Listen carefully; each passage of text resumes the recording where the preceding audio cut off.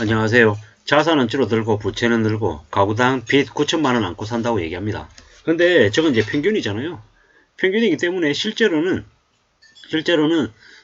이제 10가구가 있다라고 하면 4가구 정도는 빚, 4가구 정도는 빚이 없고 또 2가구 정도는 플러스 마이너스 빵이랍니다. 그러면 실제로는 저 가구당 빚이 9천만원인데 평균이기 때문에 실제로 빚이 있는 가구 따지면 대략 금액이 얼마쯤 될까요? 뭐 실제로 이제 뭐 한 1억 한 5천, 1억 6천 뭐 이 정도 되겠죠. 뭐 결국 평균을 얘기하는 거니까 뭐 어떨지 좀 따져봐야 되겠지만 결국 부채가 절대 적지 않다는 의미입니다. 소득은 6,762만원 4.5% 늘었다는데 빚은 0.2% 늘었답니다.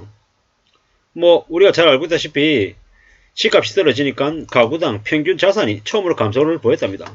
집마다 지고 있는 평균 빚이 1억 이제 빡빡하죠. 이게 지금 현재 우리가 이제 알고 있는 경제적인 상황입니다. 어떻게 살아야 되겠습니까? 앞으로 이제 부동산 관련한 자산의 가치는 계속 내려갈 것이고요. 가격이 자꾸 내려가면 빚을 지고 있는 사람들은 뭐 주택담보대출 가지고 있는 사람들은 뭐 원금 일부 상환을 금융권에서 요구할 텐데 뭐 어떻게 하겠습니까?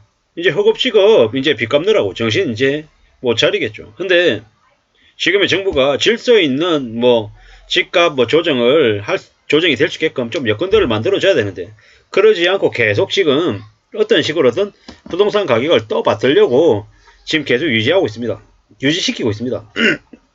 저런 상황이 계속되면 결국 어떻게 되겠습니까?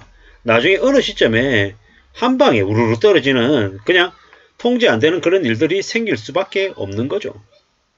이제 대출 연장할 때쯤 되면 은행권에서 대출 원금 일부를 갚아야 연장시켜준다. 뭐 이런 식으로 얘기 나올 겁니다. 1억 빌렸는데 2천만원, 3천만원, 5천만원 갚아야 대출 연장해준다. 이렇게 얘기할 겁니다.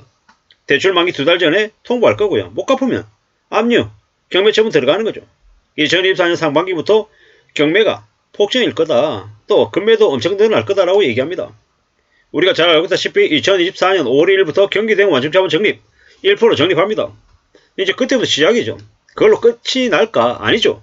2024년 12월에 가계대응 완충자본 적립도 1% 이상 한다라는 얘기가 파다합니다.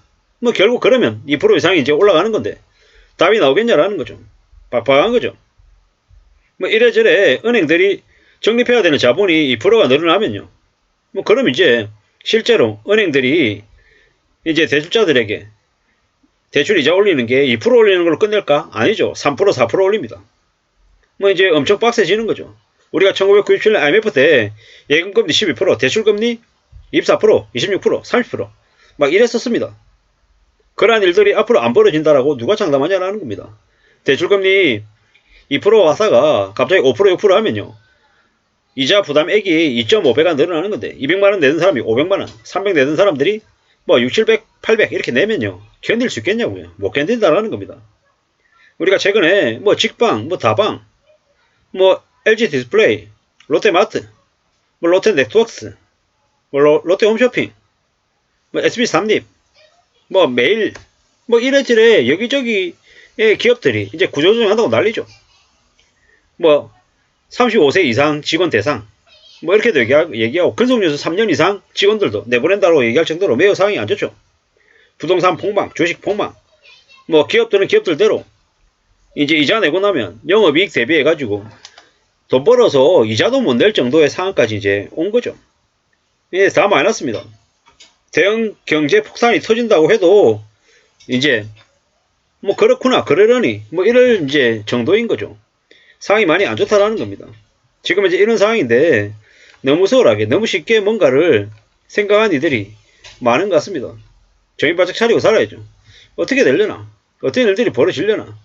이제 두려워하고 염려하고 걱정하고 더 이제 조심하면서 살아야 됩니다. 그러지 않으면 정말 답이 없죠. 무서운 얘기입니다. 겁나는 얘기죠. 살벌합니다. 이런 상황인데 지금 어떻게 될까? 어떻게 살아낼 수 있을까? 이제 정신 바짝 차리고 지내야죠. 정말로 지금 현재 쉽지 않은 상황이라는 겁니다. 두려운 상황이라는 겁니다. 이렇게 두렵고 무섭고 엄청 살벌한 상황에 지금 현재 우리가 살고 있는데 어떻게 견디겠습니까? 어떻게 지내겠습니까? 과연 괜찮을 수 있을까? 나아질 수 있을까? 삶을 살아낼 수 있을까? 이제 뭐 정신 바짝 차리고 그런 염려, 그런 걱정 해야 된다라는 겁니다. 그거 말고 길이 없는 것 같습니다. 앞으로 암담하고 앞으로 답답하고 앞으로 많이 깝깝할 것 같습니다. 그걸 받아들여야 될 것 같습니다. 인정해야 된다라는 겁니다. 우리의 삶이 얼마나 어려운지 얼마나 힘든지 이 명심도 명심하면서 살아야 된다라는 겁니다. 그래야 이제 가능할 것 같습니다. 이런 생각 저런 생각 별의별 생각들이 다 들죠. 많은 생각들이 듭니다. 어떻게 살아야 될까? 어떤 마음으로 지내야 될까? 별일 없을까? 괜찮을까? 뭐 이런저런 마음들이 도처에서 이제 드는 거죠. 결국 우리는 견딜 수 있냐 없냐가 이제 관건입니다. 근데 이제 점점 사람들이 이제 돈만 생기면 이제 빚 갚으려고 이제 혈안인 이제 그런 시기가 이제 점점 더 오더라는 겁니다.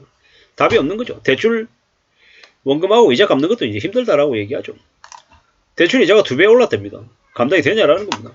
소득은 4.5% 늘었는데 이자 비용 등 비소비 지출은 8% 이상 늘었다. 답이 없는 거죠. 감당이 안 되는 거죠. 소득이 낮은 하위층의 빚이 2013년 이후 가장 높은 증가율을 보였답니다. 참 충격이죠.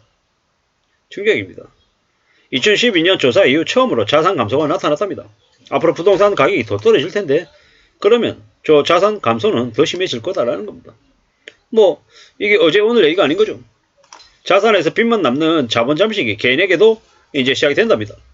7억짜리 집을 아파트를 5억 대출 땡겨 샀는데 아파트가 4억이 되면요. 뭐 그러면 어떻게 되겠습니까? 그동안에 주택담보대출로 갚은 원금이 한 1,000만원 되면 이게 어떻게 되냐? 자산은 4억 아파트인데 빚은 4억 9천이 되는 참 말이 안 되는 상황이 이제 벌어지는 거죠. 참 충격입니다. 충격. 이러한 일들이 앞으로 벌어진다라는 겁니다. 무리하게 빚을 내서 집을 산 사람들, 연끌한 사람들이죠. 그들이 빠져나갈 구멍이 있다 없다? 없다. 무리하게 빚내가지고 집 산 사람들이 앞으로 어떤 일을 겪냐? 이제 처절한 노예의 이제 신세로 이제 전전긍긍하면서 눈만 뜨면 이제 일하러 가야 되는 거죠. 퇴근하고 나도 주된 직장에서 퇴근했어요. 두 번째 회사로 이제 출근하러 이제 허겁지겁 인간 사료 먹고 빨리 두 번째 회사로 이제 또 출근해야 된다라는 거죠.